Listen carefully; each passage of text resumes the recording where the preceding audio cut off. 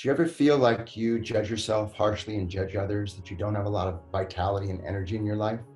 If so, I can help you. My name is Matthew Cohen. I'm the founder of Sacred Energy Arts, and I'd like to invite you to a free online event. In this event, we're going to look closely at Qigong, energy cultivation practices from China, how to use your intention, your breath, and your energy to heal judgment in particular, and also how to build more vitality in your life, how to build more energy, and how to allow the energy to be your ally, how to allow the practice to be your ally, and how to use this energy. So you'll learn when you start to dip in the day, how to bring your energy back up. You'll learn when you start to feel like you're judging yourself, how to bring your energy back up, so you don't repeat that day after day. It's a simple practice, and it's a really elegant practice. I look forward to seeing you there and sharing this with you.